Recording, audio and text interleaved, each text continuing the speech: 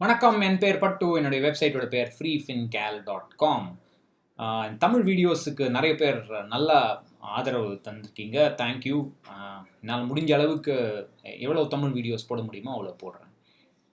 So இப்போது equity mutual ஃபண்டில் invest பண்ணும்போது முதல் கேள்வி ஒரு புது இன்வெஸ்டர் கேட்குறது வந்து 10 வருஷம் நான் இன்வெஸ்ட் பண்ணேன்னா இல்லை 15 வருஷம் இன்வெஸ்ட் பண்ணேன்னா எனக்கு எவ்வளோ ரிட்டர்ன் கிடைக்கும் அப்படிங்கிற ஒரு கேள்வி கேட்பாங்க.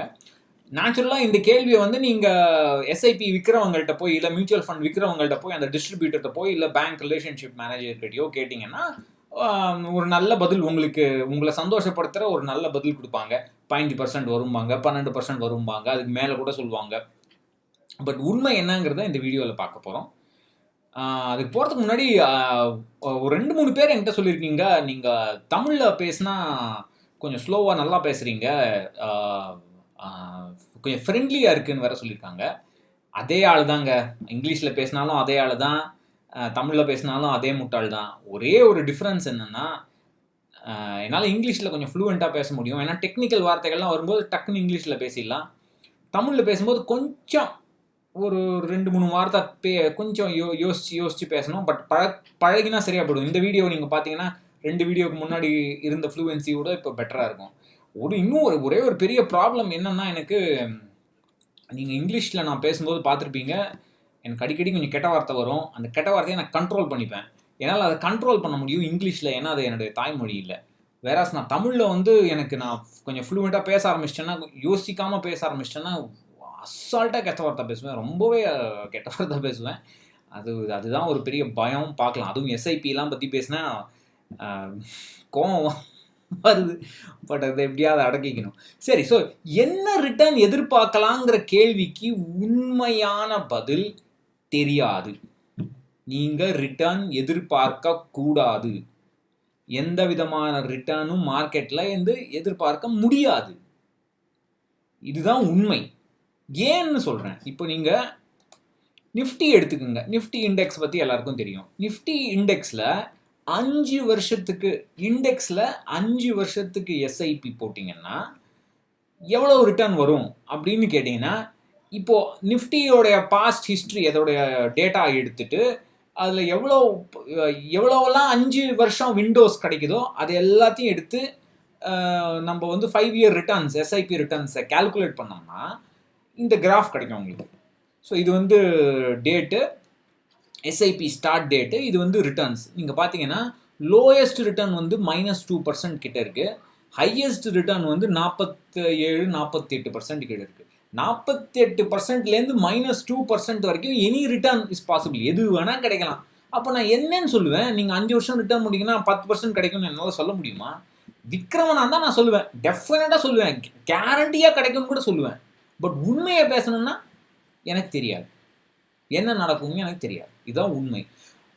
நிறைய பேர் என்ன சொல்லி ஏமாத்துறாங்கன்னா, இதெல்லாம் இந்த மார்க்கெட் வாலட்டிலிட்டிலாம் கவலைப்படாதீங்கப்பா, இதுவும் கடந்து போகும், எல்லாம் இப்போ லாங் டேர்மில் எல்லாம் சரியாக போயிடும். அப்படியே ஈக்குவிட்டினா டிசிப்ளின்டாக இன்வெஸ்ட் பண்ணணும், பேஷண்ட்டாக இருக்கணும்ல, எல்லாம் எல்லாம் லாங் டேர்மில் சரியாக போயிடுவாங்க. ஒரு புண்ணாக்கும் லாங் டேர்மில் சரியாக போகாது. இப்போ கெட்ட வார்த்தை வந்தது, ஏதோ கண்ட்ரோல் பண்ணிட்டேன், பரவாயில்ல. அடுத்த தடவை வந்தால் மன்னிச்சிங்க. இது வந்து 10 வருஷம் எஸ்ஐபி 2014லிருந்து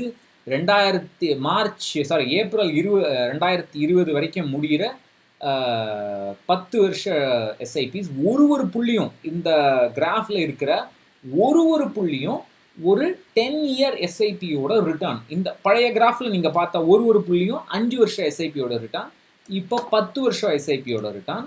இது நீங்கள் பார்த்தீங்கன்னா 14% இருந்தது, அப்புறம் குறைஞ்சிது 8%க்கு, அதுக்கப்புறம் கொஞ்சம் ஏறிச்சு, அப்புறம் திருப்பி குறைஞ்சிது.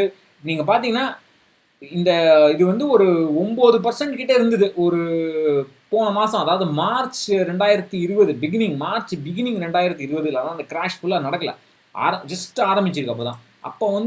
அப்போவே வந்து கிராஷுக்கு முன்னாடியே 10 வருஷ எஸ்ஐபி ஒரு 9.5% கிட்ட வந்திருக்கும்.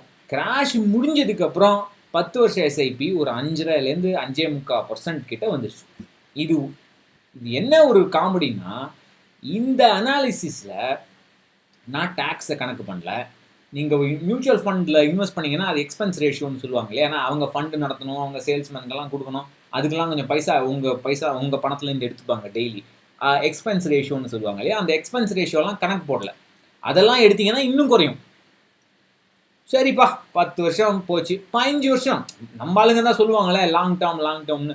15 வருஷம் இன்னும் கேவலமாக இருக்குது. 15 வருஷத்தில் பார்த்தீங்கன்னா 2014 முடிஞ்ச 15 வருஷம் எஸ்ஐபி ஏதோ 16-17% கிட்ட தந்த எஸ்ஐபி குறைஞ்சி என்னமோ ஒன்று சொல்லுவாங்க, கழுதை தேஞ்சு கட்டரும்பான கதையை ஏதோ ஒரு பரவல் சொல்லுவாங்களே, சட்டுன்னு வரல, மறந்து போச்சு எல்லாம். இறங்கி கமெண்ட்டில் சொல்லுங்கள்.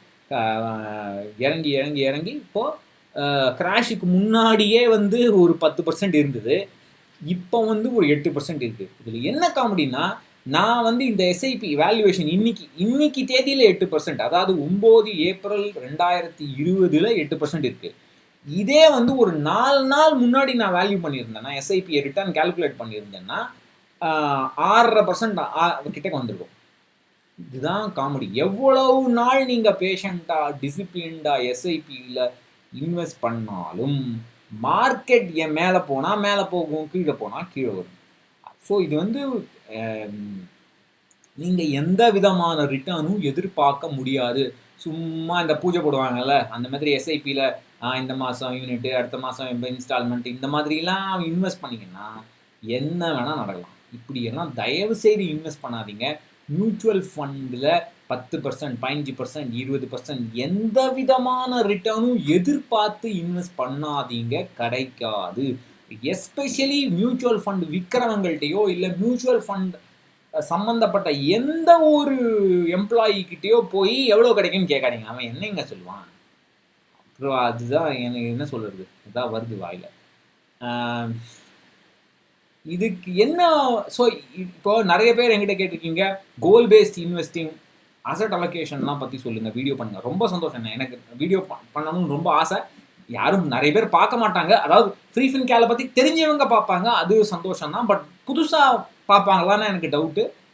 சரி, அது இருக்கட்டும். பட் அதை பண்ணுறதுக்கு முன்னாடி முதல் அடித்தளம், ஈக்விட்டியிலிருந்து எந்த விதமான ரிட்டர்னும் எதிர்பார்த்து நம்ம இன்வெஸ்ட் பண்ண முடியாது. இதுக்கு என்ன வழிங்கிறத கொஞ்சம் கொஞ்சமாக வீடியோஸில் பார்க்கலாம்.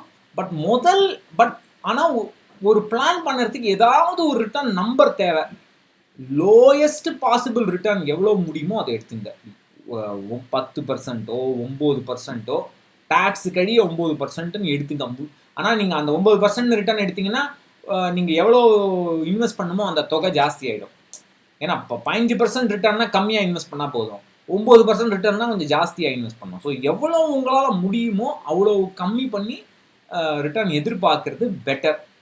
என்ன லாஜிக்னா, 2வது மாடியிலேருந்து விடுறது பெட்டரா 15வது மாடியிலேருந்து விடுறது பெட்டரான்னு தான் கணக்கு. ஸோ 2வது மாடியே எடுத்து, அதாவது லோவராக எக்ஸ்பெக்ட் பண்ணால் எதிர்பார்ப்புகள் கம்மியாக இருந்தால் டிசப்பாயின்மெண்ட்ஸ் ஆட்டோமேட்டிக்காக கம்மியாயிடும். ஸோ அதுதான் சிம்பிள் லாஜிக். முதல்ல அது லாஜிக் இது தெரிஞ்சுக்கிட்டு அடுத்து வந்து நம்ம அசெட் அலோகேஷன்னா என்ன, கோல் பேஸ்ட் இன்வெஸ்டிங்னா என்னங்கிறது பார்ப்போம்.